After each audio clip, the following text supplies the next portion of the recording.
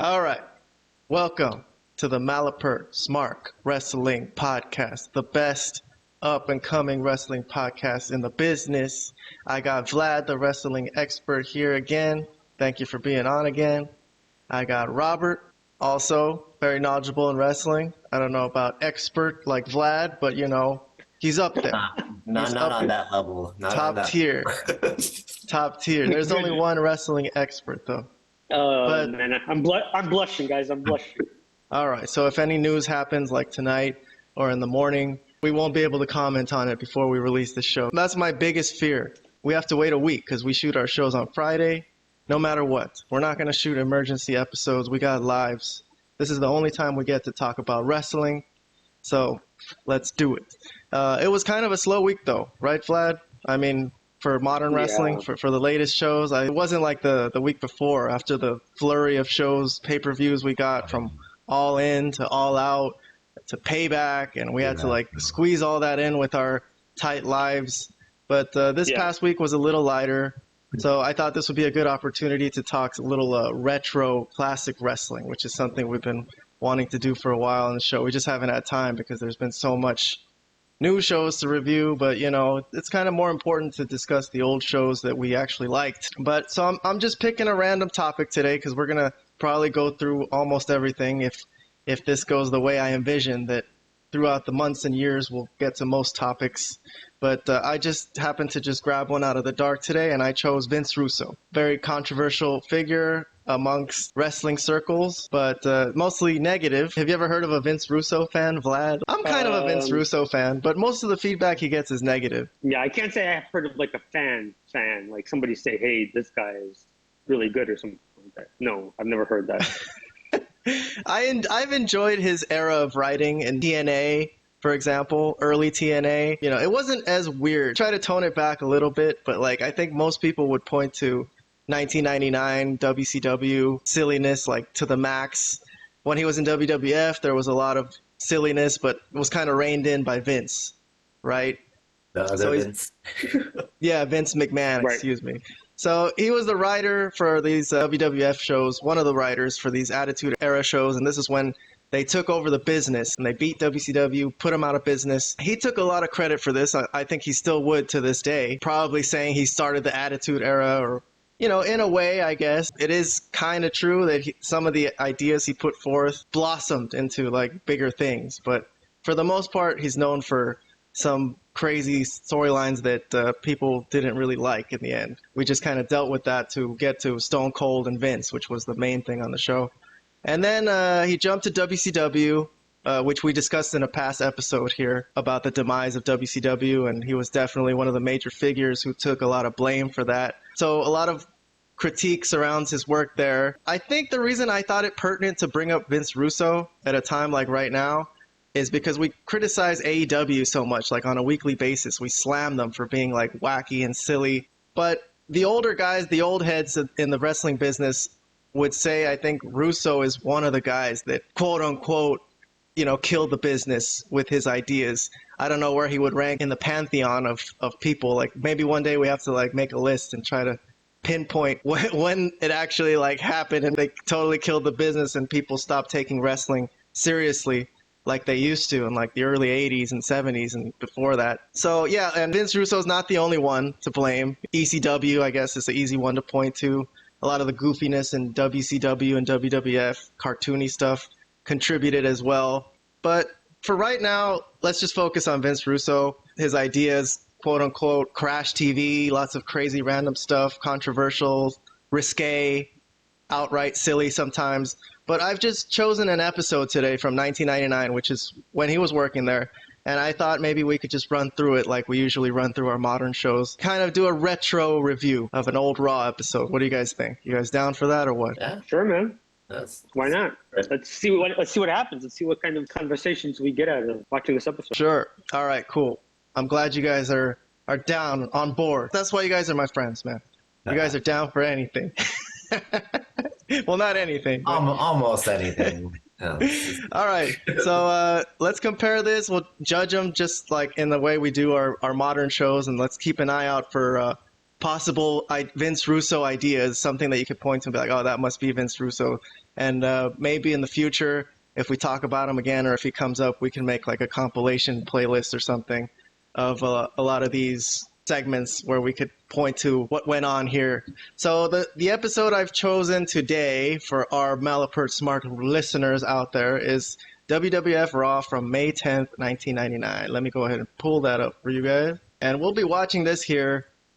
We can see it clearly, but I'm going to have to fuzz it out a little bit when I put it on YouTube because, you know, can't put copyrighted material on there. But I think I can make it in a way so that people will kind of make out what's going on and they know what we're talking about enough to where WWF won't get mad and you have to pay for Peacock to see this if you guys want to.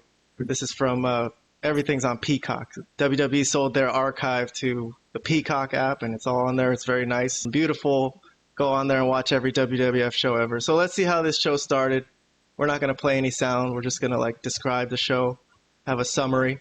But this was the old intro with the old hyped up music. The feud going on is the corporate ministry against the union. I forgot how it arose, but the corporate ministry was basically Shane McMahon with The Undertaker and Triple H. And they're on one side. And the union is like a bunch of guys been like hard done luck, like Mankind, Test, and Stone Cold and The Rock are fighting with them against the corporate ministry. And Vince McMahon is a babyface here. He's with Vince. He's with Stone Cold and The Rock in this whole in this little war they're having. So they do a little review of what happened last week. It's been a big melee and all types of madness going on. But this is leading to Over the Limit, which is in 2 weeks. And the main event is supposed to be Stone Cold and The Undertaker with Shane McMahon as the special referee because Shane is kind of in charge and he's being abuse of power type of guy. So he made himself the referee. So let's see how this show starts. Let's kick it off. Who comes out first? Kane. So Kane is the first guy who comes in. He's tag team champion here with X-Pac. So I think he's in a feud. They're in a feud with Billy Gunn or something. And this match is going to be Billy Gunn against Kane. And, oh, this was weird. Some fan just ran in and gave Billy Gunn a hug. That was a work or a shoot? I don't know. I mean, I have no idea. I didn't research this episode that much. I'm just watching it the same way we're watching it together. So I mean, how is it that Billy Gunn looks better now than he did then? Right? He's more jacked to the brim now. He looks incredible. So this is a regular match, I guess. Let's see what happens. This is some of the work. Look at how they bounce off the ropes, like really bounce off the ropes. People don't really do that anymore. They just touch the ropes. And look at these. They're like grown adult men flinging their whole body weight. That was kind of cool to see. Something I noticed a difference between today's wrestling. This is the ending, I think. Kane got trapped in here and he was beating him up and his partner X-Pac comes. I think Road Dogg and Billy Gunn turned on each other at this point. This is past when they were together or something. So Road Dogg is cool. Look at that. It's got some good personality. We don't have personalities like that in wrestling anymore, man. No, these guys are too plain. Kind of fun to see. But so these guys fight off. What happens? Oh, more tag team. So this is like a tag team melee. I think D'Lo Brown and Mark Henry are a tag team, and they come in and they see an opportunity to attack. That looks kind of fake. Kane's not selling really, so I don't know what's going on there. Move along with the show, see what happens next. Oh, so here's Vince. He's with the union. I don't know what happened at the end of this storyline. I'm just choosing a random episode, but he must have turned on these guys at some point. It must have been a swerve. But yeah, did he end up being the higher power? Yeah. Yeah, okay, so he's over as a face in this. Like, the crowd is really, like, buying him and into it. I don't know why, but and people should have known by then, but I don't know. They used to do storylines better back then, so people believed him. So here he comes out with the union. Let's see who some of the guys we see. Test, Ken Shamrock. They're, like, working-class people, so they're walking around with a 2x4. Oh, Big Show, too. Big Show's in there too. And The Rock and Stone Cold are associated with them from what I gather. But I don't know. They're not coming out with them really. But Vince gets on the mic and he calls out Shane McMahon. And like, you need to get out here or don't be a coward. Or says it better than I do. I wish we could listen to the audio, but we're not going to do that on this show. But Shane's group comes out. Let's see, who's this? The Mean Street Posse. The Undertaker, Triple H. Chyna's back there. I see the Big Boss Man. I think APA, Farooq, and Bradshaw is in this. Yeah, so it was a big group. They had a big group. Big group. Oh, you know who gets on the screen is Shawn Michaels. So he's the general manager at this point, or the commissioner. So he gets on there and he makes a bunch of matches. So this was like, he talked for a very long time. If I was to give a critique of this episode, I thought this was too long. So he's on that big screen for a really long time, announcing a bunch of matches and stuff that he's going to do as commissioner. So he says, because The Undertaker and Stone Cold are in a match, and Shane's the referee, that's not fair. So he adds Vince as the referee too. Okay. He makes Pat Patterson versus the Mean Street Posse, Ken Shamrock versus Chyna, male versus female. That's kind of a weird one, but they're on opposite sides of this. If I could jump to some of these facial reactions, they're pretty funny. There's Shamrock when he found out he had to face a woman. It was like, what the hell? But Chyna was all about it, as we'll see later in the episode. Paul Bearer has to face Big Show, so he fainted. Okay, that was the best one. Hilarious. Oh, and The Undertaker can't interfere or else he'll lose his title match at Over the Limit. What else did he come up with? Let me just list the evening's matches. Cactus Jack against Viscera and Mideon. Falls count anywhere, no DQ, lazy booking, as Jim Cornette would say. Sable versus Debra in an evening gown match. That's Well, that definitely sounds a little Russo-ish. right. So Sable has to show up to the match or she'll be stripped of her title. And then he makes a 6-man match for tonight. Even back then, 6-man main event. It's going to be Triple H, The Undertaker, and Shane against Stone Cold, The Rock, and Vince McMahon with a special referee. So Shane gets on the mic. But that's not bad. That's not a bad main event, though. Yeah, that's pretty good. Shane gets on the mic. He's like, you're not even here. I'm going to be the one to pick the special referee because he's got some stroke around there for some reason. I don't know how this happened, but I guess it must be because Vince is really the one in charge. HBK's like, I am there, and he's one of the Riot Squad police in the ring, so he actually was there. So that was a kind of his stripper act. Yeah. So that tripped the crowd out that he was actually there. So that was kind of cool. Which is like, what the hell? Hey, HBK was a showman, man. He was a true showman. So he names himself the special referee for this match tonight. Okay, there we go. We're about 20 minutes into the show. We got a main event. Show's working well so far, I guess. Let's see what's next. Steve Blackman. He's just doing some karate stuff. Just a video of him showing. I don't know. You ever like this guy, Vlad? I mean, I definitely remember him as a kid, but I don't know. Well, I remember him. I don't remember anything specific about him.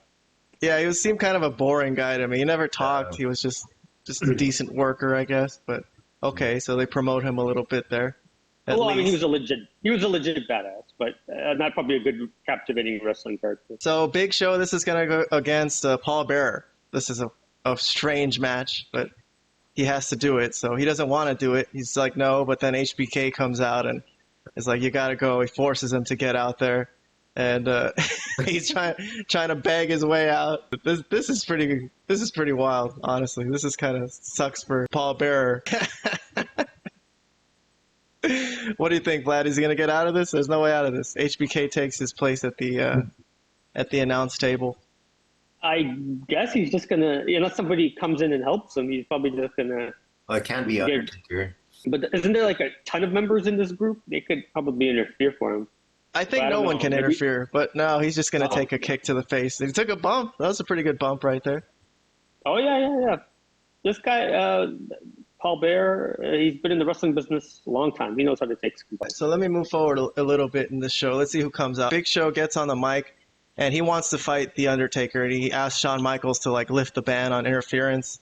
And The Undertaker comes out, very dramatic entrance, so it's always nice to see The Undertaker come out.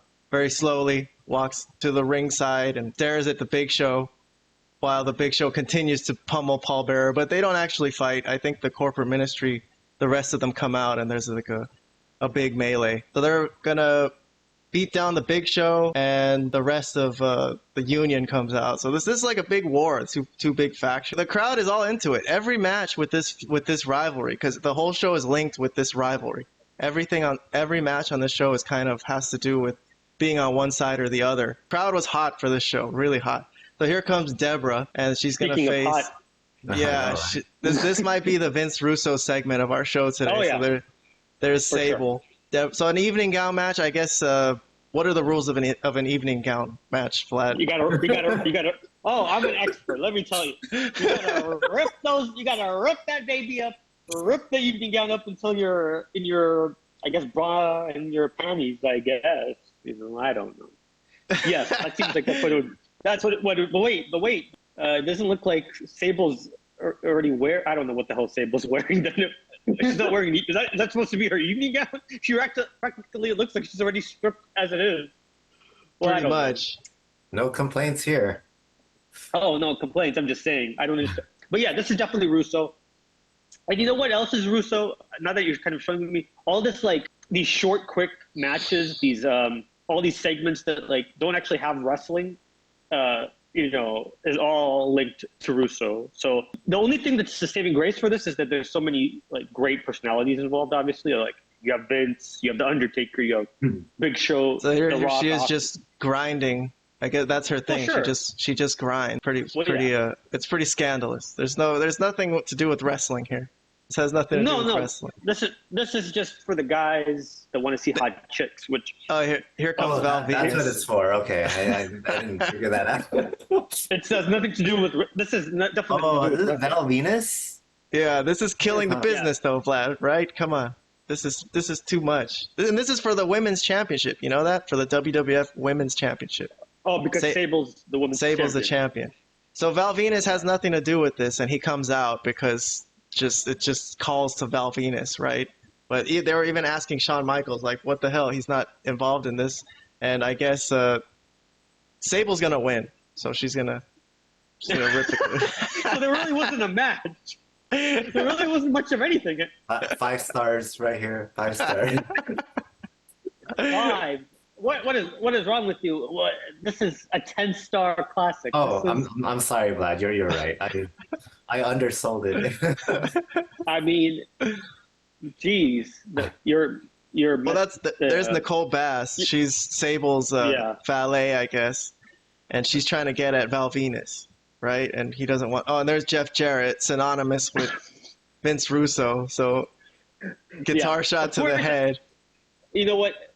Yes, this is definitely all connected. This whole segment was probably written by Russo completely, like the whole thing from top to bottom. All right, so Michael Cole comes out. He's going to interview Sable, I guess, for keeping the title. But they're going to have an interview after this disastrous segment? They're going to have an interview. Wow. Shawn Michaels is going to come out, and he's going to say, as the commissioner, since he's the commissioner, that she didn't actually win the match because he thinks the winner of an evening gown match is the woman who gets their clothes stripped off. Yeah. So he's going to take the title from Sable and give it to Debra McMichael. Is she called Debra McMichael here, or is she just called Debra? I think she's just called Debra. No idea. Yeah, I don't remember. I think she was probably just Debra. Probably not McMichael anymore. I think just Debra. So there he is, taking the belt from her. He's going to hand it over to the new women's champion of the time. Well, yeah, I mean, the belts don't mean matter to Russo, so yeah. But God, what an insult to women! Like the women's champion, this is all they're good for. Like they didn't have any female workers at this time, though, right? I mean, I guess Sable was a worker. They probably worked a match with her, I think. But not a very good one, you know. Well, Trish was already there, no? Or no? No, I don't think so. But I think it's Lita was the first one that I can remember that really started. I think Trish was there by '99 already. I don't know. I didn't see her in this episode. But anyways, let's move on with the show. They're still promoting this main event, which is a good thing. It's good to have a thread throughout the show, keeping people interested that there's a main event coming. All right, so here's another stable rivalry matchup. So it's Test against Big Boss Man. I don't think I listed this earlier. They both passed away, right? I think. Yep. Yeah. Yep. God rest their souls. Interesting match. So this is a Nightstick on a pole match. Oh my God. Okay. I remember this. This is definitely Russo. The stipulation is definitely Russo. What, anything on a pole is a Russo idea? Anything, yeah, anything on a pole. Well, look at all his WCW ideas. Viagra on a pole, Judy Bagwell on a pole. Yeah, so they could. I mean, whatever they get from the anything on a pole is a Russo idea for sure. So for you wrestling fans out there who might be young kids, in these type of matches, they put something up high up on a pole, and if you get it, you can use it legally in the match. In this case, it's a weapon. So I guess Test gets the weapon, but somehow it was off camera. But somehow Bossman got his hands on a nightstick too. So this was a confusion that the commentators were like, "What the hell? Where did he even get that?" So he ends up using the nightstick right here when he's about to get rolled up, but bonks him on the head with it, sits on him. At least he doesn't put all his weight on him. That was nice of him. There's an old match for you. Test versus Big Boss Man. A win for the corporate ministry in this one. So Val Venis, he wants Jeff Jarrett because he hit him on the head with the guitar, so he's pissed off at him. That's going to happen later. Jeff Jarrett versus Val Venis. So that's not over. Let's see. This is Mideon and Viscera against Cactus Jack. I don't know. I guess it's a fair fight somehow because Cactus Jack is crazy. So this was like a hardcore match. A few chair shots, but nothing like egregious. Nothing too wild, but this is the ending right here. I guess he low blows him, and he gets a chair, does like a little splash with a chair. So nothing too crazy. You know, he didn't have to like railroad him with a fucking bus to beat him. That was an okay match for a hardcore match. They didn't sell out, kill the business or anything, I think. Chyna, so they're interviewing her about her upcoming match with Shamrock. Any chance that was a Vince Russo idea? I mean, that seems like a weird idea, male versus female. Probably. He was a big fan of Chyna, so probably. She says she gets very moody every 28 days, and this is one of those days. Oh, no. And she says the balls are in her court tonight, and tonight she might step on them. She's threatening Ken Shamrock. So let's see what's coming up next. So it's going to be... Oh, Shawn Michaels also booked Bradshaw against Farooq just for fun with a lumberjack match. Again, with all the union in the lumberjack. This is just an outrageously stupid show, Kalen. I have to be honest. Even despite all these great personalities, this is just beyond. This is just terrible. This is at the point where WCW have already like been beaten. Like WWF is riding high at this point. Sure. Right? No, I understand. All right. This is not good. These two guys are partners, but Shawn Michaels for gags wants to make them fight, and they're like, "We're not doing it. We're friends." And then Farooq says, "Well, we all know who would win if that actually happened." And they look at each other and are like, "Yeah, obviously it would be me." So they're like staring at each other like, "It'd be me, right?" And then Bradshaw tells them, "For the past months or years, I've proven I can outdrink you. Don't make me prove I can outfight you." And then Farooq says, "I'll be damned." And Bradshaw says, "Don't make me ruin our team by handing you your ass." So they kind of look at each other. It's a little testy for a little bit, and they ended up fighting because they wanted to prove who would win. So they do have a match. Pretty interesting match. So they're partners, but they're going at it. They found a reason to fight. Again, here, look at them flying off the ropes. Look at Bradshaw. Did you see that? That was pretty athletic looking. Let's jump to the end. Oh, the ministry comes in. They're like, "Stop fighting. Like, that's enough." And then they end up getting jumped by the union people on the outside. So this turns into another big melee. So this show is just chaos, just nonstop chaos. They're gonna whoop on Viscera and this whole union corporate ministry thing. This war is hot. Too much chaos, Vlad, or what? Is this show too crazy?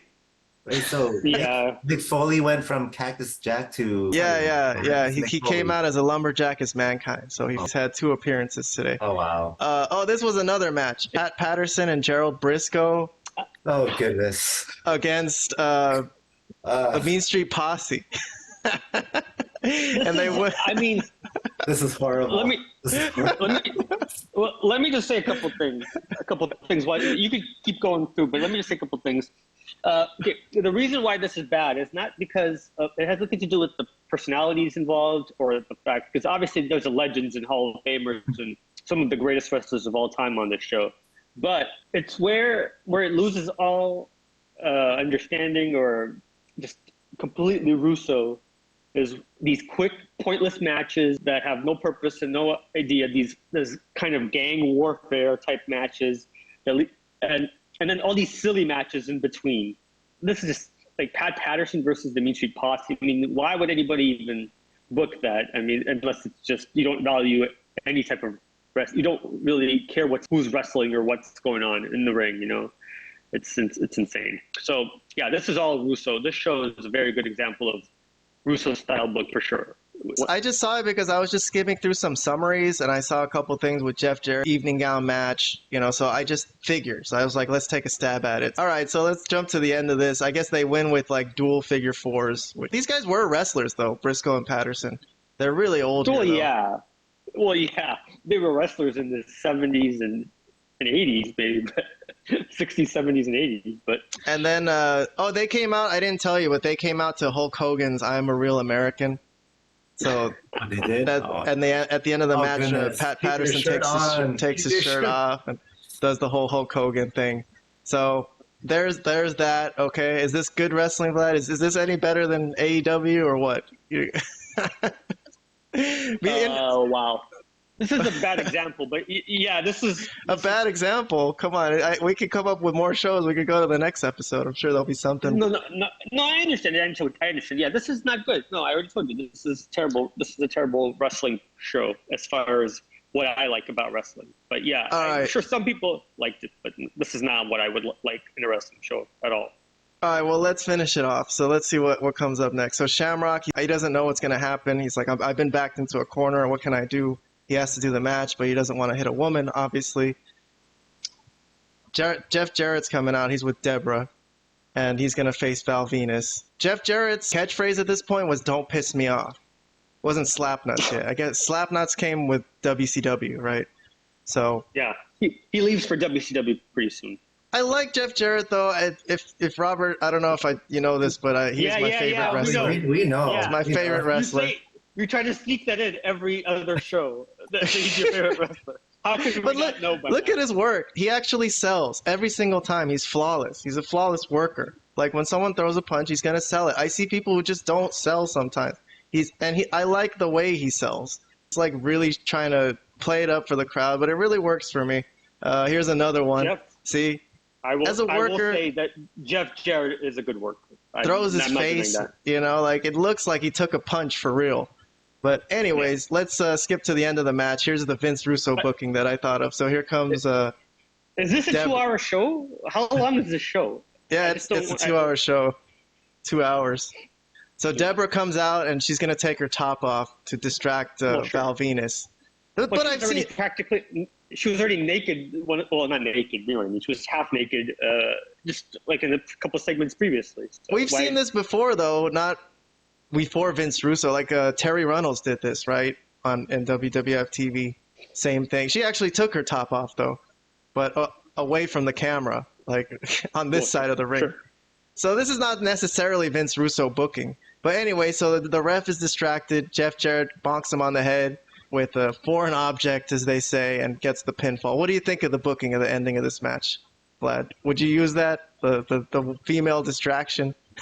I guess, you know? It's too outright, right? It's too outright. That's not the worst of it, but the worst of it is just if you combine it with everything else that's happened on the show, it's already like there's just so much craziness. There's just so chaotic, and it's just there's actually no wrestling that's really going on. These guys are having very few actual matches. It's all just this is what Russo thinks wrestling is. It's just a couple quick matches, get that out of the way to formulate what he really wants to show. This kind of like garbage TV. This is kind of reminiscent of Dynamite, though. It's just a lot of stuff jam-packed into 2 hours, right? Well, Dynamite has other problems. They actually will have matches with guys that nobody cares about and actually go 15, 20 minutes. So, no, it's different. Russo thinks that wrestling should just be garbage, and AEW's problem is that they think every match should be 5 stars, even when it's like a throwaway TV match, you know? So against, guys that we've never heard of. So it's two different things, 2 different problems. Both problems, but 2 different issues. Well, all right. So here comes the male versus female match. What do you think is going to happen in this match? You guys got any guesses? Hit Chyna or no? I think Chyna's going to beat him. Oh, this is the week I know. before. She was a way. special referee last week, and she low blowed the shit out of Ken Shamrock the week before, so she has no problems hitting him. No, Let's she's move known to do along and that. see what happened. Here comes Ken Shamrock, and he's like, I'm not hitting you. He's telling her, look, I'm not hitting you. She pushes, she slaps him. Triple H is in there. I don't know why. I don't know if they're still together at this point or if this was past that point, but they're still together, like, on camera, I guess. I think he's going to choke her here because she punched him. So there, he took a punch, and he can't take it anymore. And there's the choke. So there's man on female violence. You definitely won't see this today. That doesn't fly today. And then he's going to take another punch, and I think he's going to give her a belly-to-belly is what's going to happen. So he's going to give her this move, and the crowd goes nuts. And then love Ken Shamrock, though. He was a really good character. I love Ken Shamrock. I think he's fantastic. I mean, he's crazy as hell, but he's obviously he's a legit UFC fighter. Yeah. Shamrock is great. So that's what happened. There was no match. There wasn't even a match. You see? Another thing. But there hasn't been a match pretty much all show. There hasn't actually been a wrestling match all show. So, yeah, the one thing, this has great personalities. And look, I mean, obviously, the main event is going to be awesome. I don't know why Stone Cold is wearing those red boxers. I've never seen him in those. And there's Shawn Michaels wearing what he's wearing. Oh, God. And what is he, the special referee or something? He's the special ref, yeah.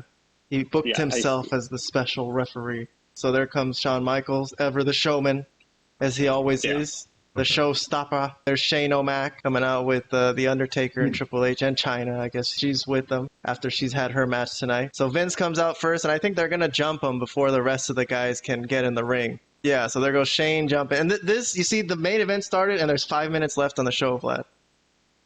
Oh, yeah. Oh, wow. It has some of the biggest stars involved, but they've left them 5 minutes just to show. But that's what they used to do back in the days. The biggest stars would come out for a little bit on the weeklies, and you'd have to pay for the pay-per-view to actually see them in a long, serious match. So there's a tombstone to Vince. No. Worked pretty safe. No, not always. I don't know. I kind of always remember it that way, where the hot moments only came at the very, very end. Like, we had to sit through all that junk for 5 minutes of this at the end. They would have an opening segment, and they would have a closing segment, probably. But sometimes they were linked throughout the show. But anyways, this is a terrible show. I mean, look at all the legends involved. Like, there's The Undertaker, there's Shawn Michaels, there's The Rock, Vince. Vince getting strangled by The Undertaker on the outside. The Rock, I guess, has a broken arm in this. He's selling a broken arm because I think Triple H did it to him. Triple H. I mean, it's just legends upon legends, but they don't even... Stone Cold's music hit. I don't know why he took so long getting out there. They didn't really... He needed to take off his red shorts first. Yeah, he probably couldn't get out of those red shorts. He's why the hell am I... He probably was arguing with whoever wrote it. Like, what the hell am I wearing this shit for? So the roof erupted when Stone Cold's music hit, obviously. Yeah, as it did many times throughout that era, yeah. So they have a little brawl. It's a bunch of crazy things going on. If I could jump to what happens at the very end. Here's a rock bottom from The Rock to Triple H. The Undertaker's going to break up the count. Shane is pounding his dad, Vince, with elbows, and then he's going to try to take out Stone Cold, but he's going to get hit with the stunner instead. And Vince is going to try to put the pinfall on him, but Stone Cold is not going to let him do the pinfall because he doesn't want him to get the win. He doesn't want Vince getting the win. So he's going to pick Shane up, give him the middle finger, and stunner him again, and pin him himself. So that was cool, obviously. Stone Cold has the crowd in the palm of his hand. Oh, yeah. He's got, of course, everyone's here to see him, and the place is just blowing up. It's blowing up. So this is good, but yeah, everything that we had to sit through, Jesus, if you really wanted to watch a 2-hour show and get to this point, God, it was a long show, and then they drink beer at the end, and that's the end of the show. So there you go. Oh, man. Yeah, I don't know what to say. I mean, that was not good. Okay, so all right. So I have some thoughts. So sure. During this time, I forgot how old I was. I might have been like 15, 16 maybe. I don't know. This was, pre social media. The internet was just starting, so it was very hard to have access to backstage reports and stuff like that. So I was just, whatever I saw on TV, that's all I knew about wrestling, right? And I enjoyed it very much. I have very fond memories of it. But now, like doing this, where we're rewatching an old episode, and kind of watching this, without the lens of nostalgia, a lot of this looks really, really bad. So I didn't, I didn't realize like how bad it actually was until watching it back. Maybe this was just a particularly bad episode, but kind of a good reminder, like, watching some of these old episodes, like you kind of realize how different things are now, and maybe like some of my taste, maybe it's because my tastes have changed. I'm not sure, but it just a lot of this wouldn't fly today, and I would think if this was being aired today, I would think it's garbage. Well, of course they had the star power, like The Rock and Stone Cold. That was like their saving grace, was their personalities and characters. But majority of that episode is pretty garbage. Man, could you give it a grade? I mean, if you took just the main event stuff, the stuff with the superstars, it wasn't that bad. Oh yeah, if you want to like, yeah, if you want to actually analyze it the way we do though, and we critique and criticize AEW for every minute detail, we have to do the same here. If you would look at the whole show as a whole, it was probably like, what would you say, Vlad? A C show, maybe?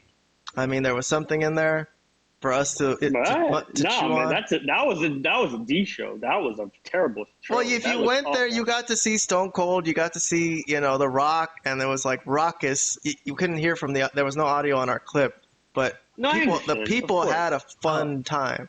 I'll give it a C just because of the nightgown match. There was that. So there you go. That. What do you think, Vlad? I mean, this is everything that I also hate about wrestling. I mean, I'm trying to find some balance between. This is like the other extreme of AEW. So I wouldn't compare it to AEW. This is like the totally opposite extreme. This is the garbage wrestling, but in a different type of garbage wrestling. This is just like literally crash TV, 3-minute, 4-minute matches that don't really mean anything. Just funny, stupid matches that are irrelevant. Women, those bra and panties matches. And then leave the main event, which are like the biggest stars in the business, 5 minutes to close the show. That's okay. I mean, I don't know. But AEW, like I said, it's the other extreme where they have matches that should be like 5 to 10 minutes sometimes, and something like that. But yeah, so it's two different. Like I was trying to say during the show, it's two different problems. But yeah, Russo's. I'm guessing Russo was the head writer still at this point. But either way, his imprint is all over this show. Yeah. And his imprint is kind of all over wrestling. Like today, like AEW wrestling in particular. Well, I just told you I disagree. I completely disagree. I told you AEW has a totally different problem. They don't have a Russo problem. They don't have that problem. They have there's some moments of that, like that stuff on Collision with the Mexican guys, the Roosh and stuff. That's something Russo would write. But that stuff where like they're kidnapped in Mexico or whatever, that's just stupid, right? But that's But I'm just saying, there's like tons of ideas, just tons of like different things just thrown at the wall, left and right, this and that, and this and that. I just think they have a different problem. Their problems are like different than the problems of like getting past Russo's type of booking. I'm not saying they're like exactly like Russo, but I'm just saying I see like some influence of this generation. Like Tony Khan. Well, give me an example. Just like the how jam packed this show was. You were even saying like how long was this show? It was just 2 hours. It's like Dynamite, where it's just like there was just so much in it. Like compared to the modern Raw, where it's just like nothing happens. You could skip forward like 30 minutes to see just the ending of the match of some match. Right. They had more in this 2 hours than Raw probably has in a month currently, right? So absolutely. But the problem is it's just too much for one show, and it's a lot of just silly haha bullshit. I think this is funny, haha, let me write this as a thing. So it's not to be taken serious. It's nothing to be taken seriously, So yeah, even the main event is as good as those personalities are, it's clouded by all that nonsense, So it's hard to take even that seriously, even with all the big names involved, So, But you would put Vince Russo up there in the pantheon of people to blame for ruining wrestling, right? Yeah. But in that case, but I also put Vince McMahon in the pantheon of people that ruined wrestling. So because of what what he did to the territory. He put it out there. He agreed to put these shows out there too. Like all these ideas got approved. Yes, of course. All these ideas got approved. He did not only that, but yes, that part of it, but also like even before that. And plus, you made it clear that this was all a work and this is not real in one of those opening, like back in late 97, 90, early 98. You know, he just like said, oh, you know, what we do here is entertainment. It's not. I mean, basically to that point. Yeah, I would say that Vince McMahon, as successful as he is, and obviously being the one company basically left of all the different wrestling territories, he did more than harm to wrestling than anybody. Yeah, because also it got real cartoony when they got hot in the 80s when WrestleMania was kicking off and all that. I would point to like the Doink the Clown type of character. I was thinking Doink the Clown also. Yeah, so this was something that people would look at. Although Doink, you know, if you're a wrestling fan, it's a cool character in a way. But I think people would look not just him, but you know, the Bushwhackers and you know, people like that. WCW also in 93, 94 was going kind of in that same vein. Like at this point, maybe Russo was saying, yeah, wrestling is bullshit anyways. So why not just do a bunch of ridiculous, crazy ideas and get people to like just stop changing the channel once they come here, you know? Well, that's his problem. He thinks wrestling is bullshit, but he wants to make money off it. But that's the problem right there. A lot of people that hate him don't think it's bullshit. Obviously, they've made their life worth, you know, like all the money they've had from the wrestling business. So they don't consider it bullshit. They think that it's something to be valued and respected because they've been involved with it for whatever amount of years. I'm not just talking about Cornette because obviously I'm talking about anybody. A lot of people have issues with Russo, but I think Cornette's just the most vocal about how much he hates him. Right? But he hates Russo, you know, but he wouldn't put that same hate towards Vince though, even though you're saying Vince is maybe just as much to blame. In a lot of ways, maybe more. Not as much, but I think he understands that Vince did what he had to do for business. He did what he had to do to be the sole survivor of the wrestling wars. He didn't have to break up the territories, but he chose to. But he understands that it was a business decision to be number one. So I don't think he can hate him on that. I mean, I think he's criticized a lot of Vince's like style of wrestling in the past because Cornette grew up in Southern wrestling, so he knows that it's totally different than WWE, WWF wrestling. So, yeah. All right. Well, listen, let's wrap up this conversation. We do got to get to some modern reviews. So. Yeah, modern wrestling. Yeah. To put a pin on it, this was a great example of Russo's style booking the show. You pulled up a great one, a great example. And this is everything that I hate and about wrestling. But I also want to make it clear that it's not like an AEW issue. They have some examples of something like this, but their stuff is more, like I said, their mindset is more independent wrestling than whatever the hell. But Russo also like style wrestling. Also, I'll comment that just from watching the show, like I didn't see any problem with any of the work, like the actual in-ring fighting. How much was there? There wasn't that much there. No, but I didn't see anything bad. Like everything was, except maybe Mark Henry. I saw him stomping on Kane, and there was no selling. But you know, most of it was pretty solid, just in terms of like not seeing anything weird, not seeing any intense, 5 false finish match or anything, or 3-4 false finishes. Everything was just fine. I didn't see anything bad. We'll put a pin on that. Maybe in the future we'll be bored again someday and want to watch another trash Vince Russo show just for fun. I mean, it was fun. Come on. There was a lot of like old ideas there that from our childhood. Before we go, as you went through it, what grade would you give it? Because I think I gave it a C. Yeah. I mean, it was a lot of bad stuff.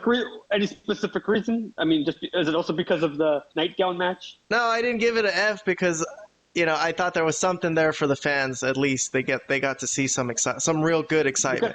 Because a little bit. To see Stone Cold, because they got to see Stone Cold the last 5 minutes of the night. Yes, yeah, that's why. Other than that, if that wasn't there, it would have been an F show. Yeah, pretty much. Like literally remove that. I mean, I disagree. I mean, there's plenty of times throughout the years that I've seen Stone Cold, and there have been A shows where Stone Cold has been on, and I would just say that's an A show.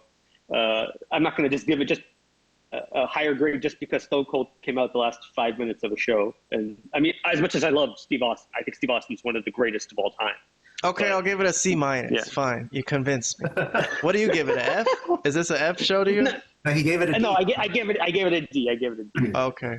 All right, then. Yeah. Well, let's move along. We got some AEW to talk about. Robert, you watch Collision and Dynamite or what? Yeah, that's the only things I watched is just those two. I didn't watch Raw or last week's SmackDown.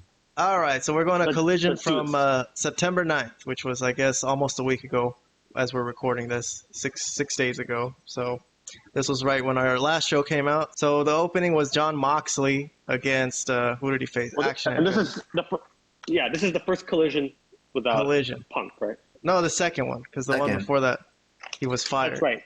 That's right. Anyways, this is not a good booking to me. I don't care about this. I'm going to skip it, right? Yeah. You guys fine with this? Yeah. Yeah. Okay, good.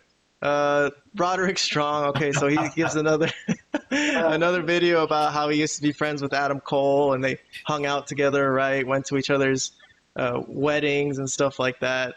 So he's facing Darby Allin on the main event of this show. So I like these videos. This is all really good to me. Roderick Strong is killing it. He's killing it. I'm a big fan. Yeah. Vlad's not so much. Not so much, but I didn't hate this. Let's see what happened next. Statlander against one of these Renegade sisters. They're not twins, but I guess they're sisters. They look kind of similar. I used to see them a lot on Dark. They would switch. They would pull the switcheroony, but it was hard to keep track. They look exactly the same. So Statlander wins, and they were beating her up afterwards, and then this was the return of Jade Cargill. So I don't know if you have any comments about that, Vlad. But Jade is back. I expected her to be gone a little longer, to be honest. But the word on the street is that she's finishing up and she's headed to WWE. So I don't know. That's the word on the street.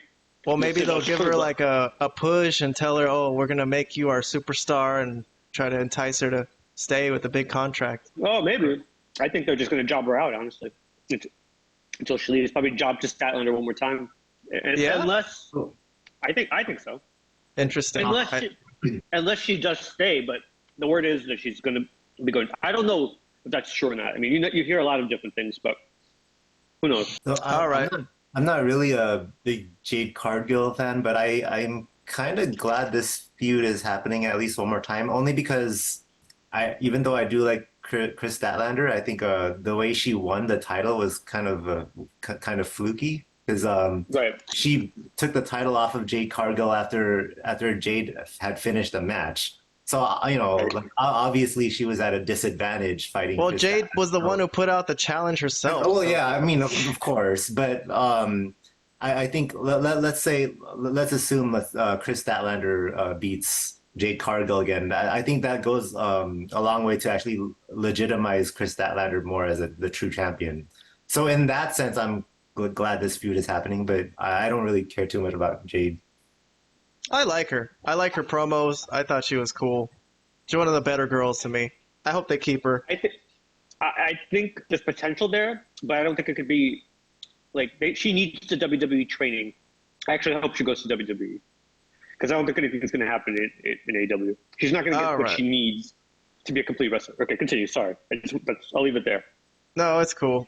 It's cool. We are moving on, though. We're moving on. So, Saraya and Ruby, I guess they're talking about Toni Storm, that she's gone mad. Well, Toni Storm ruined Ruby Soho's match against Statlander at the pay-per-view. So Right. She cost her the match. Yeah, but they're not really playing it like a betrayal. They're playing it more like Toni Storm has lost her mind. She's flipped her wig.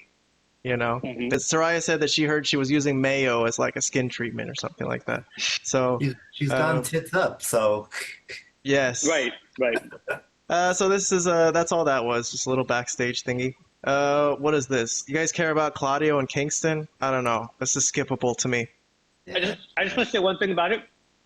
I was waiting to see if I could make sense of why Kingston hates him, and I got nothing. I got nothing out of this. I think he thought. I guess my understanding of it is that Claudio should have jobbed to Kingston when he was gonna get signed by WWE. Like he didn't do anything good for the Indies, and that's because Claudio didn't respect him. He said, and he wants that respect. That's what it is. That's my understanding of it. But you're right. I'm confused too. I'm not sure. It doesn't really make a lot of sense why he's so pissed off at him and why he hates him this much. It's very convoluted. It's not very good. They expect us to understand something that happened on some garbage indie promotion when they were together. Like, who gives a shit? Yeah. Explain it now. Explain it here. They try to explain it. Excalibur is always trying to explain this. He just can't. No, he doesn't. No, he doesn't. I've heard him try to explain it at the pay-per-view. He says that Claudio didn't help the wrestling business, that he didn't do what was best for the wrestling business when he was getting signed by WWE, that he could have done more for the guys on the indie scene, basically. Yeah, it's kind of stupid. It's stupid, man. I don't like this story at all. They shouldn't have turned this into an angle. The only realness of this angle is that it's actually real, that Kingston doesn't like Claudio. Claudio doesn't care about Kingston. It's like, whatever. I've never heard anyone say that who would have an issue with Claudio? It's like insane. You have to be. I know. It only shows that Kingston is unhinged in reality. You know, like something's wrong with him. You know. All right. So that's probably true. Oh, that wasn't Jay White. I thought that was Jay White. That was just a cardboard cut. That's fantastic. I actually think this is funny. Just carrying that on. All right, so it's Bullet Club without Jay White, Juice, and the Guns. And they're facing... Who the hell were they even facing? Oh my god. Please don't show this. Who the fuck is this? Gravity and two other guys. I don't even know who they are, though. I didn't write this down. Whatever. I'm going to skip 9 minutes here, it says. So I skipped this match. Whatever. I think the Bullet Club won, right? Yeah. Let's move along to Miro. They better have. His wife wants to be his manager, saying that after he lost his TNT title, he lost his way. He's gone crazy about this whole thing with God and everything. But she's saying she wants to manage him.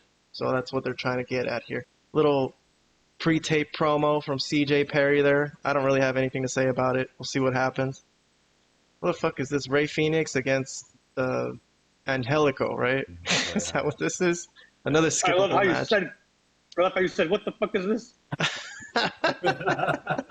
That's what I said all show. Yeah, I've noticed that there's been some dead spots on Dynamite and Collision, Robert, like since Punk is gone. There's been a couple spots where it's just like, this is a throwaway match. There wasn't anything like this on the Raw we watched. Like, this is just a waste of time. But okay. That's what I'm saying. That's one of the points I was making. Like, why the hell would anyone want to watch this? Angelico versus Rey Fenix. I mean, like, why the hell would anyone want to watch why would you and why would you make it go like a long match? Like, why would you? I mean, 5 minutes is too long for this. Yeah, this is one of those that should have been a real quick 5-minute match, like the WWE RAW episodes we were watching. Oh, here we go. Here's my guy, Roderick Strong. Your guy. This is so hilarious. He's so, and his friends are hyping him up. I love his friends. I love friends who hype you up, man. You got this. You got this, man. So he's good. He's all serious, keeping his neck warm after his injury. Darby's gonna come in. He's gonna get blindsided by Luchasaurus, obviously, and they're gonna beat him up. And he's gonna go into the match injured. Christian's here to torment him. Nick Wayne is you can do this. You could do this. You know, it's no pain, no pain. So he gets in there, and I think this was the ending. A.R. Fox nailed Nick Wayne by accident, which is hilarious. And I think Roderick counters the coffin drop here and puts his finishing move for the win. So he's going to face Samoa Joe on Dynamite coming up. So that's going to be the next show that we review. I like Roderick. I didn't have anything to say about this match, though. It was whatever. Darby lost because he got hurt before it, I guess. But it was still a competitive match. Book of Hobbs, I don't get this. Is he QTV? Is he Book of Hobbs?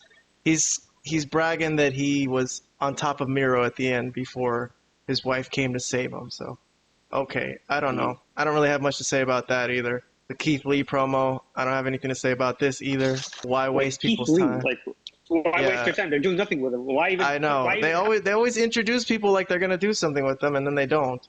All right, so this was the one segment that you said was good, right? Danielson, and yeah, this was a fantastic segment. This is the only thing that was good on this show. So what happened here, Vlad? Give us a little bit of a rundown. What were some of the things that Ricky Starks said to Danielson here? Before that, Danielson said that this might be his last year in wrestling. Oh, okay. He wants to have a match with Zack Sabre, and I'm like, huh? Like, oh yeah, at Wrestle Dream. I'm like, is this? I mean, I know somebody might care, but I do not care. I don't know who I couldn't pick Zack Sabre out of a lineup. If they put 10 generic white independent wrestlers. I wouldn't be able to pick Zack Sabre out. Okay, so I don't care. He fought at the Forbidden Door. Yeah. Yeah. Forbidden against Door. Orange Cassidy for the. Okay, I know. I'm sorry. Maybe I know Robert might know who Zack Sabre is, and maybe he's impressed with Zack Sabre. I don't care. But what made the segment so? Oh, hold on. I'll let Robert go before I. Yeah. Go ahead, Robert. Okay. No. Well, I do like Zack Sabre Jr. only because his style is very similar to Bryan Danielson's style when he first debuted in WWE as with NXT, where he was going after submission after submission after submission. Like that was his style at the very beginning, and then he just totally changed it. And so Zack Sabre Jr. fights in that way, and I'm really interested to see how they counter each other's submission attempts. So yeah, I think it'll be a good match. But anyways, on a technical level, it'll be a good match. But I'm sure it'll be fine. But I get what Vlad is saying. No one cares about Zack Sabre Jr. here. He's a New Japan wrestler. But okay. Exactly. Yeah. So then what happened here, Vlad? So what is Stark's deal? I think his deal here is that he's pissed off that he's not getting the respect that he deserves, and that that he's again wasn't booked properly on the show. That he was back stuck in catering while he wasn't even supposed to be on the show. He makes his own appearances as he sees fit to get some TV time. He went head to head with Bryan Danielson, and that he didn't know that he didn't have a lot of time to prepare for him. Oh, and then I think Bryan Danielson wanted to bring him into the Blackpool BCC, Combat right? Club. Yeah. Yeah. They were gonna shake hands, but they jumped him instead. Danielson said that he showed him something, but then Big Bill and Stark still they didn't want anything to do with that, and they started being. Moxley came out, make it a fair fight 2-on-2, but I believe at the end they left the. I guess they're. I don't even know because. Are they supposed to? Who's the faces? I don't know. The Blackpool Combat Club turned face as soon as Danielson came back. So it's like Danielson's evolved, so they're faces. Yeah, that doesn't. I don't know how they can be faces when Moxley's the biggest prick in the whole business. I don't understand how that's possible. But okay, yeah, I don't know. But anyways, they left him laying. That was a good segment. And Starks is now taking the mantle of probably the best overall complete wrestler on Collision. He is such a talent. I hope good things happen for him. If he stays in AEW or if he goes to WWE or wherever he goes. He's the superstar of the show at this point. So, Robert, I think he is. I think he What'd you think of this segment? I thought it was fantastic. This was really cool. And just to expand on what Vlad was saying about Ricky Starks, I think he has what other wrestlers accuse Hangman Page of not having, which is the drive to be, the guy. He has it, or at least he's giving a really good impression that he does have it. And think about it. I agree with that. I agree with that. He went from feuding with CM Punk to now feuding with Bryan Danielson. And within a couple of weeks too. So that's pretty impressive. A lot of wrestlers can't even say that, can't even put that on their resume for their whole career. He got it. I agree. He got that in a few weeks. Yeah. So yeah, I mean, the sky's the limit for this guy. All right, so that was the first thing on this show that was pretty much really worth watching. I think we skipped through a lot of shit, right, Vlad? True. Yes, I agree. This was the first really good thing that they've done the whole show, and this was an hour into the show, or an hour and a half, or an hour and a half. Where was this on the show? An hour and 35 minutes. The show is practically coming to a close, and this is the first good thing we saw, I think. Well, let's see what else they came up with. Let's rush through it because we still got Dynamite to do. Let's see what's next. Big Bill, he changed his clothes real fast. So I must have pre-taped this. I don't know. I think he might have been wearing the same thing. I'm not sure. Was he? I think he was. He was wearing that way.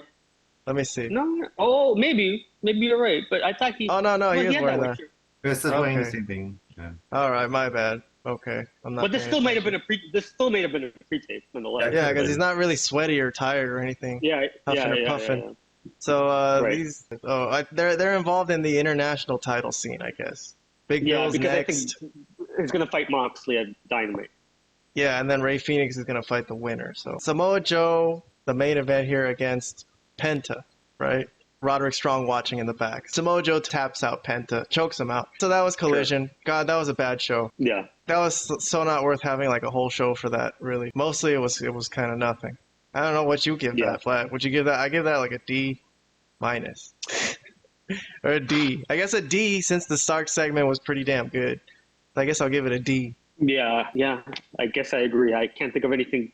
I mean, as much as Samoa Joe was great, but against Penta. Yeah, I was not interested in a lot of these matches. Lots of dead spots. I guess the Darby Roddy match was, I guess, kind of interesting, but you know. Yeah, that's true. It wasn't bad, but definitely not a top tier show. So I probably, if I'm nice, I could give it like a C minus, but it was probably a D, to be honest. All right, well, let's move on to Dynamite. Let's see how if they did any better over there. Here we go. This was September 13th. A few days later. What did this show start with? This show started again with Moxley against Big Bill. That's like the new thing. The international title comes out with Ricky Stark's music. So Moxley wins this, right? I think. Or he's all bloody. This is like a gory match. Again, Moxley's bleeding on an opening match of Dynamite. Surprise. Moxley's bleeding. So he's on a submission, and Danielson's here to hold back Starks. Yeah. Moxley retains. In the end, Starks and Big Bill actually leave him laying, I think. They beat down Danielson, then they beat down Moxley, then Danielson, and then I think Claudio comes out, right? To save them? Yeah, Claudio comes out to save them, exactly. Okay, so that's fine. And then Ricky Starks and Big Bill powder out, they run out of the ring, and they're going to back off. And Starks is pissed off because they ripped his pearl necklace. This is good. So he's on Dynamite too now. So you know how we were saying that, you know, without Punk, these people don't have to really be kept apart anymore? So no. I guess they're just gonna run both shows together. Just come to Dynamite, come to Collision, come both days. So interesting. Let me ask a serious question here. What do you guys make of all this Moxley bleeding? I mean, does it lose its meaning? Or is it just? I mean, I'm not the only one that feels that it loses its meaning when you bleed every match. Of course, I'm with you. It's one of the problems with AEW. There is too much blood. It's desensitized the people, and the fact that he bleeds, no one else can bleed now, because everyone's like, whatever. Moxley bleeds all the time. Of course, I have an issue with this. I think I've mentioned that probably, but mentioned it multiple times. At this point, I'm desensitized to it. It's not even worth mentioning. But I don't know, Robert. Do you like seeing blood on every show or what? No, not every show. I do think that he in particular overdoes it. Okay, well, we're all in agreement there. So Roddy is preparing for his match with Joe. I was excited for this match. I thought Roddy had a chance. We'll get to that later. It was a good match. I liked it. So Adam Cole comes out. He's telling Roddy that this is dangerous. You shouldn't do this because of your neck. He's like, oh, now you care about my neck, huh? Now you care about my neck. Brochachos for life. Yes, Brochachos for life. That's not a bad shirt. Don Callis has a new painting he wants to reveal. This one is Kota Ibushi. Really weird painting. He's in his underwear, too. Well, it's his wrestling gear, to be fair. Is it? Oh, okay. Oh, yeah, it looks like that. They look like tidy whities. That's probably an AI-generated picture, I'm guessing. But, okay. But I'm assuming that's what Ibushi wrestles, and I wouldn't know 100%. So he wants to continue fucking with Kenny Omega.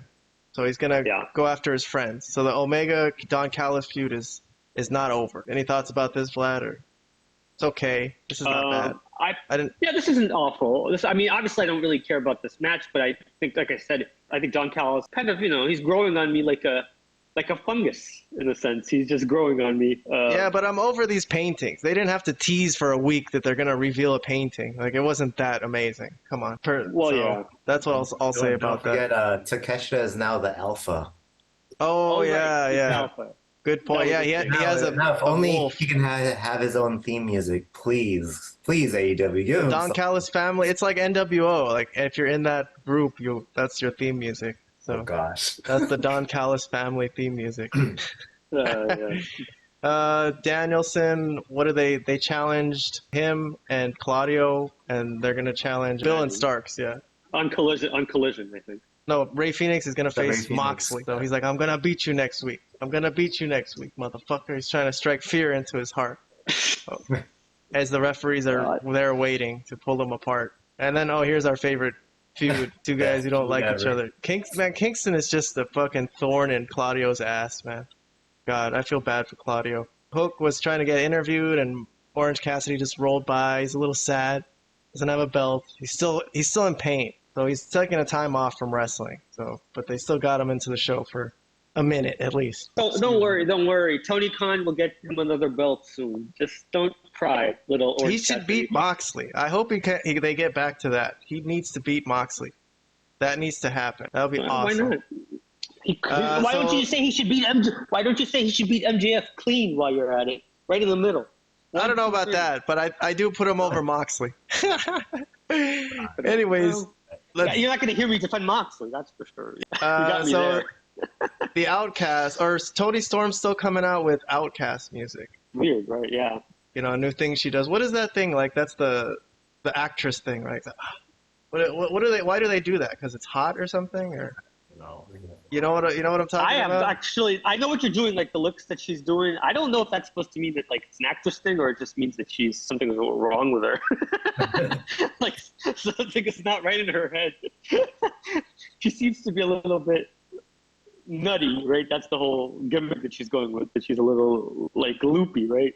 She's in a 4-way match here with Hikaru Shida, Nyla Rose. I haven't seen her in a while, but okay. She's in this with Britt Baker too. So the winner gets a title shot at Grand Slam. Right. It's a week away, but this made me laugh right here. Yeah. I was like, what the hell is this?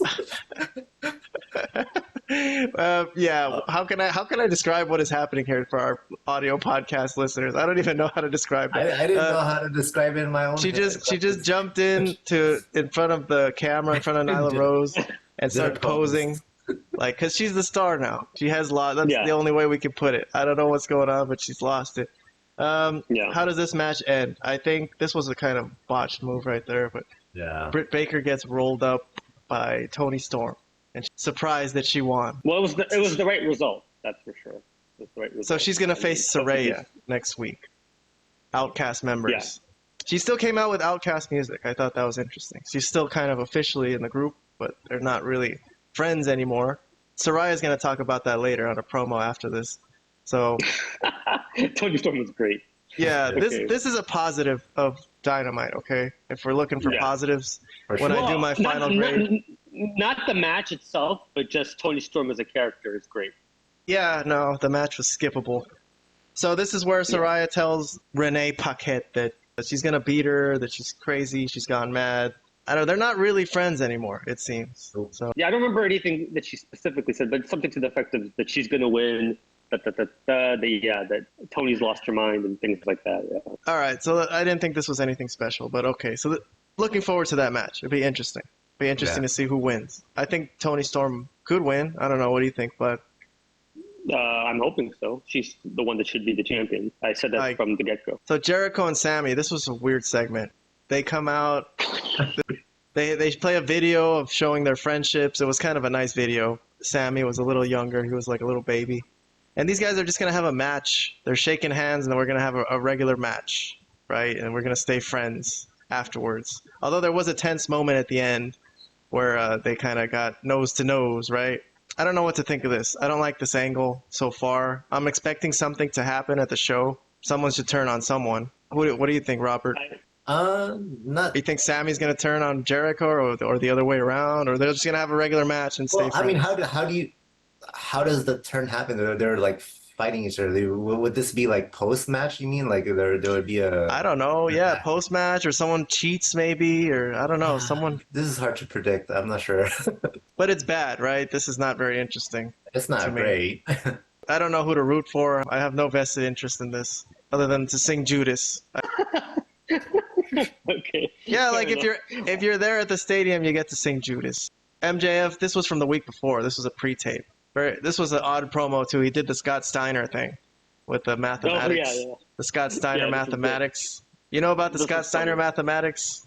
I don't. Robert? You don't? Okay. I'll send you this TNA promo that Scott Steiner did once, where he was trying to add up the probabilities that he would win, and it was really hilarious. But I think fantastic promo. Steiner did it better. This was okay. Oh, It was impressive how he was rolling all those numbers off, like he memorized all of it. He's got a good memory, MJF. But I didn't think this segment was anything special, really.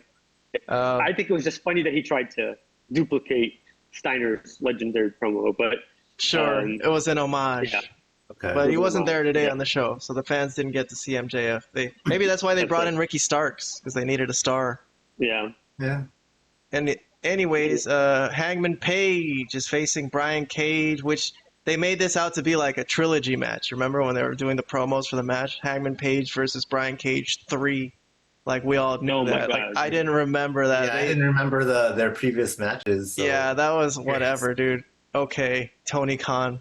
But they did, at least they reviewed them. At least they showed them. That was kind of nice that they showed what happened in their old history. Yeah. But whatever. Yeah, Swerve. It's like, this is like Frazier and Ali. Yeah, exactly. Exactly. Exactly. It's shameful. Man. It's shameful. But Swerve Strickland came out to watch on the ramp, and I think Hangman Page ended up winning here. What is his move called? The Deadeye? That's his other finisher? That's his other move. Right. Yeah. Okay, interesting. And then he cut a good promo. Like, I don't know, somehow he flips the switch sometimes, and he grows some balls. And he did say that, Swerve's kind of a coward this week for sending someone else to do his dirty work, which was a good point. Made a good point. And Swerve's like, yeah, I'm not fighting you tonight. We're going to fight at Wrestle Dream, pay-per-view that's coming up, I guess. They're adding, maybe they'll have 12 pay-per-views like WWE at some point. Because now they're almost, at 6 now? They added All In. They added Forbidden Door. And this one too, Wrestle Dream. So that's 7. I would have to look at it, but yeah, if you say it's 7. I think it's 7. Brian Cage attacked Adam Page from behind, and Prince Nana does the Prince Nana dance. What do you think of that, Robert? It's actually kind of hilarious. So he doesn't see that the Young Bucks came from behind to beat up Brian Cage, and he's still doing the dance. It's a good dance. It's not as good as the Daniel Garcia dance, but it's a good dance. So Swerve's group is thwarted by the Elite. This is the Elite versus the Mogul Embassy. Okay. I thought this was okay. I didn't think this was bad. This was not like, Angelico Rey Fenix bad. This was something. Oh, it's better than that, yeah. Yeah, better than that. This was not garbage. This was okay. Well, I am not in love with it, but it's okay. Daniel Garcia, my boy. So he's getting a cut of... I heard someone on the Arizona Cardinals did the Daniel Garcia dance when they scored a touchdown. Okay. Yeah, I mean, he mentions it in this promo. Yeah, that's what he said. Don Callis comes out to try to recruit him. And Daniel Garcia, of course, says no in the only way that Daniel Garcia can, which is doing the best dance move in history. I don't know how he does it. I don't know. No one who tries to do it does it quite like him. No one can do the Daniel Garcia. I like that segment. Moving along. I'm a mark for Daniel Garcia. The next match is Darby Allin and Nick Wayne against, who are they facing? 2.0. Former members of Jericho Appreciation Society. This is another dark spot on this show. This is skippable, right? Yes. Christian comes out. This whole thing has been dreadful for the past. Oh, wait. I thought it was pretty hilarious, but Christian Cage set up Nick Wayne's mom. Yes, again. Yes. All right, well, I'm going to get to that. So these guys win. Darby and Nick Wayne win. I thought that was a cool, stereo finishing move from two sides. Christian gets the mic, as Robert says, and drops bombs about Nick Wayne's mom and how he's chatting with her on Instagram. Slid into her DMs. I don't remember anything else he said. You guys remember anything else he said off the top of your head? I don't know. Something about that she should post more bikini pics or something. Yeah. I don't know. Yeah. Nick Wayne should they should attack him. They're just sitting there taking this verbal abuse. I would have ran up the ramp. And it happens all the time. He constantly just gets to talk about his mom and about Darby and about Darby's family and everything in between, and they just let him rant, which is of course great because Christian's a great talker, but in reality, why would you let this guy just talk like this and just not do anything? I mean, this happens all the time. Plus he's talking about his mom. He's got to get in there and do something about it. He's got to do something. It was okay, but still the match was nothing. This was okay. Yeah, this was okay. So here's my boy Roderick Strong, focused, ready to go. He's got a tough match tonight against Samoa Joe. And so his bros are there to help him take off his neck brace. And here comes Samoa Joe, looking like a badass. This was a very methodical fight. Roderick really wanted to win, so he wasn't going to just stand there and take a beating and take a job like that. He really tried. This reminded me of a match like Hollywood Hogan when he was a heel against the Giant. And you remember that one where Hogan didn't want to get in the ring and he was trying his best to try to find a way to sneak in there and gain the upper hand. So I like when wrestlers who aren't as strong as the other one act like at least that they don't want to get hit, So I like this part of this match. I like the beginning. I thought that was worked well. You see, he does it again. Fuck, you see? This is interesting. This is interesting psychology. I'll take this. I got to give it a compliment. Yeah, of course. Good. Let's see. I knew it would be because of, I jumped to the end. So there was a little bit of interference. No, this is not the end. That was just an incredible move that he lifted up Samoa Joe. I forgot about that. But, with the Samoan drop. Yep. What happened? This is the end. He just got picked out of the air with a clothesline, and then he got choked out. Dude, while he was getting choked out, I was like, no, Roddy, no, don't tap. There goes my prediction. All right, Robert, you are now the prediction expert master. I'm sorry. Oh, okay. I'm going to pass it on to you. Okay. Yeah. I said Joe was going to win too. Okay, you're both co-champions. I'll make both of you a belt. Oh, great. The prediction Cody champion. Khan, get us a belt. We need a belt. We need belts. Well, you know what though? We should be the trios champions. I think we should be the trios podcast champions. Yeah, we don't have any other trios to face though, so we're always going to be champions. We're the only trio. Well, I'll take it. Sure, why not? Why not? I just want to carry around the belt around my shoulder everywhere I go. All right, let's talk about the afterbirth. So Samoa Joe, this is the one where he comes out and cuts the promo. See, I got confused on Collision. So he's going to beat up Max and take his title from him, right? From the kid. Yeah. He walks out. So this part was weird. So Roderick, you see his friends are like, come on, put the neck brace on. He's like, I don't want to. And then he sees Adam Cole and he fakes being injured, right? It's really weird. This is so weird. And then really quickly, like in 30 seconds, already like a gurney's out and everything. I like how he keeps yelling out, Adam! Adam! They got him, dude. They did this real quick. They saw him in the back like fall over in a heap. They're like, oh shit, he's in trouble. Let's go get him. Wrapped up his neck real tight and take him to the back. And Adam Cole's real worried, like, what the hell happened? He knew this was going to happen. Told him not to do this. See, and his friends are like, the Kingdom are telling Adam Cole to stay away. Like, come on, bro. You're just making things worse. He doesn't want to see you right now. Yeah. And then what happens next? Samoa Joe, right, comes from the back, from behind, chokes out Adam Cole. So this was the end of the show.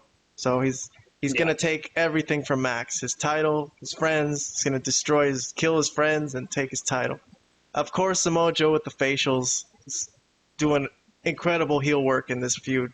This has been a great feud so far. This was a little better than Collision, I thought. Yes. Yes.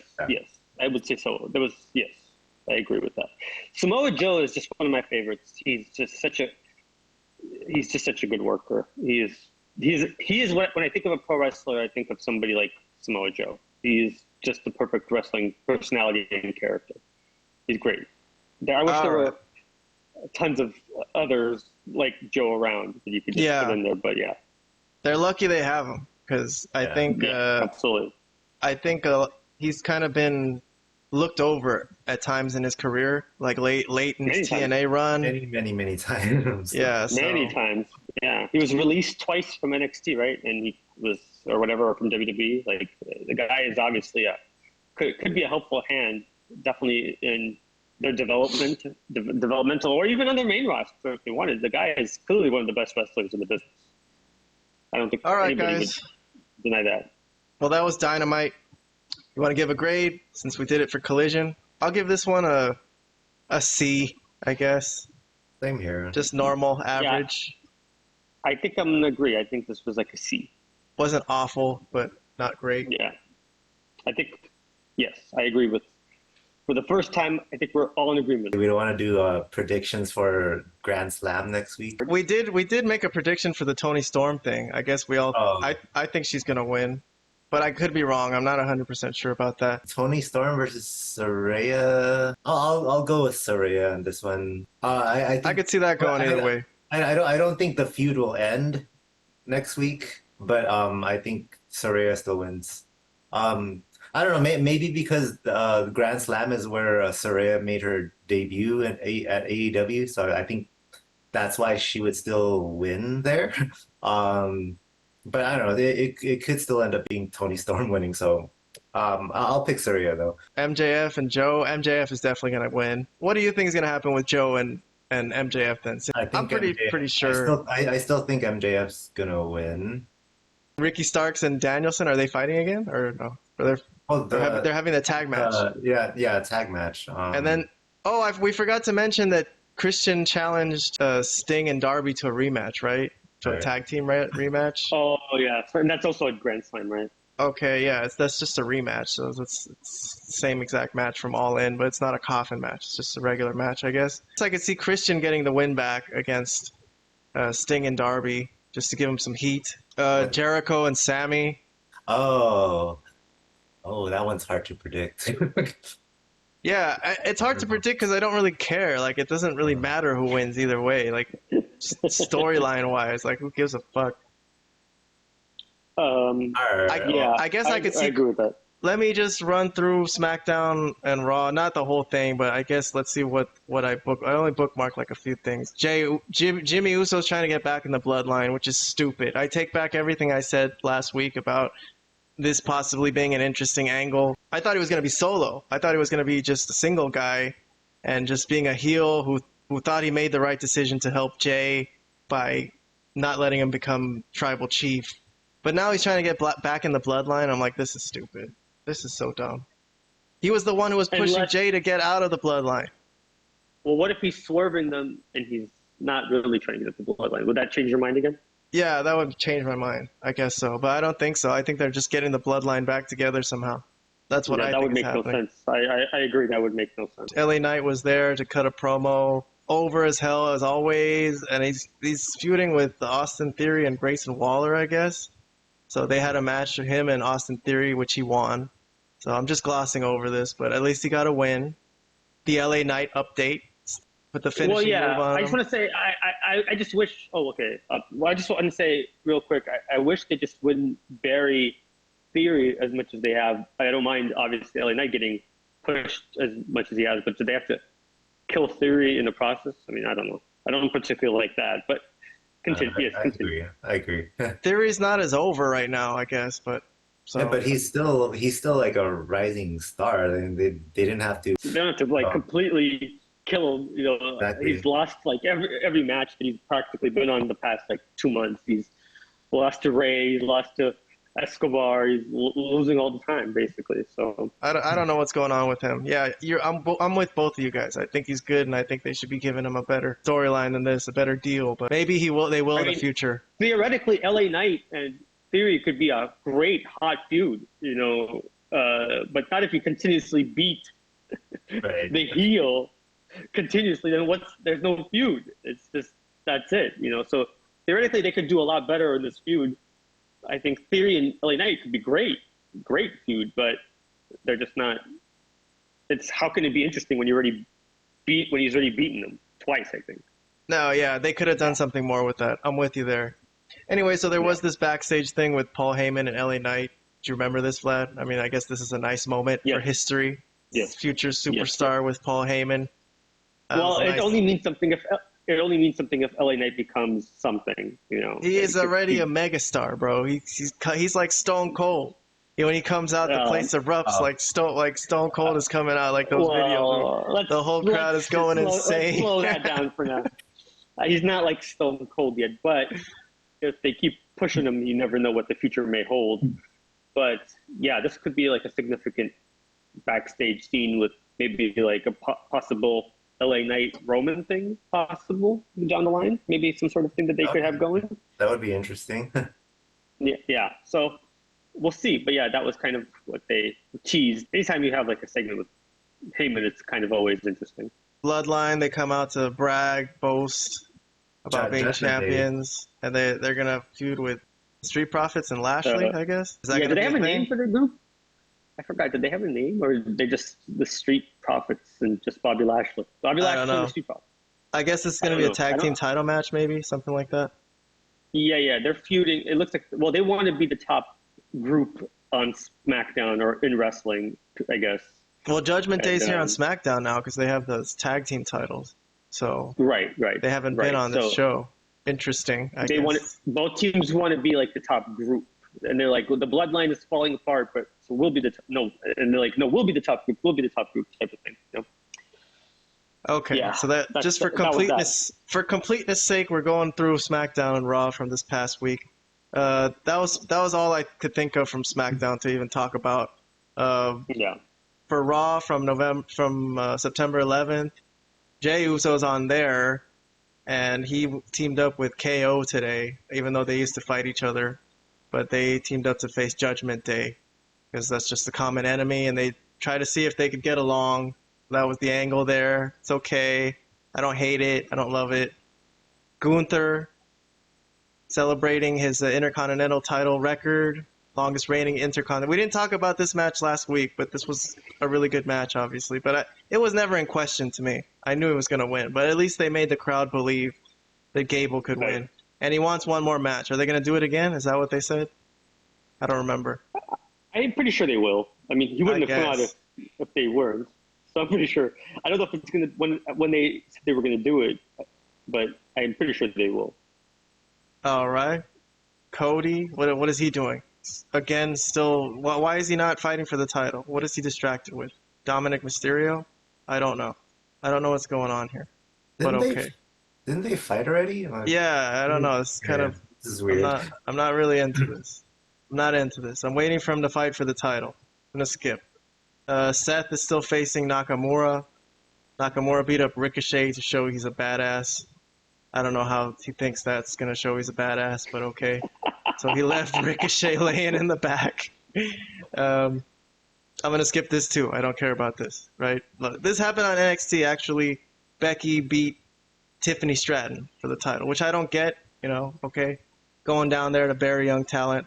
Wait, she did? She beat Tiffany Stratton? The night after this, yeah. She went down to NXT. Okay. She got her title. Now she's won all the women's titles, I guess. Raw, SmackDown, NXT. So if she wants to brag about that, that's fine. Yeah, I can't tell you what the point of this is. I wish I could figure out. It was just as for Becky's legacy. She could say I've had all the titles, I guess, but whatever. Not into this either. Yeah, I wouldn't support that. No, I don't think. Yeah, I don't think Becky needs that for her legacy, honestly. But okay. Yeah, it's kind of a weird. Her legacy is already set to me. Yeah, it's pretty secure. Secure.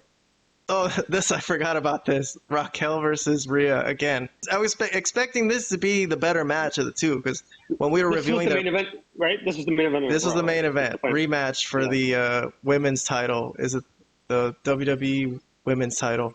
World women's title. Whatever the hell it is. Yeah. Yeah, I don't know either. I think the SmackDown one is the women's title. This is the World Women's title. Something like that. Oh my God. Yeah. Anyways, these titles anymore. So the pay-per-view match I thought was lackluster. We reviewed it. We were like, it was okay. Nothing wrong with it. Nothing special. Yeah. No one was really blown away. No one said they were blown away. I thought this was going to be a better match, but it was more of the same. And then there was this is the false finish spot, that people do all the time. Like, oh my God, she kicked out. Like, are you really that surprised? Come on. I don't like that spot anymore, personally. I think it's ridiculous. Especially when people are kicking out of everything nowadays. Exactly. This is where Nia Jax came in. This was the surprise to ruin the match. So she's going to back body drop Raquel right here on the floor. It's not a count out, though. She got squished by her, but somehow she still got back in the ring. And she ended up taking one more move. It could have been a count out. They could have done a count out there. That would have been okay, but she got up pretty quick. But she took one more move from Rhea, and then that was the end of the match. So Rhea defends the title, keeps the title, but that's not the end of the story here. After the match, there's a confrontation with Nia Jax and Rhea, and Nia Jax attacks Rhea, headbutts her, and puts her in the Yokozuna drop. Right? Did you guys see that? You see the Yokozuna? Yes. I didn't see that. Well, she missed. She missed holding the rope. She's supposed to hold on to the rope so she doesn't like squish her, but she doesn't hold on to the rope and she just squishes her. And then she paintbrushes her. Like, what the fuck? She's still sitting. Get the fuck off her, man. The fuck is wrong with you? No, I missed that part. Okay. Anyways, so what were you gonna say about this match, Vlad? I was just gonna say, kind of to your point, why did they have to beat Raquel? If she was going to attack both women anyway, she might as well have just been some sort of double DQ type of thing, you know.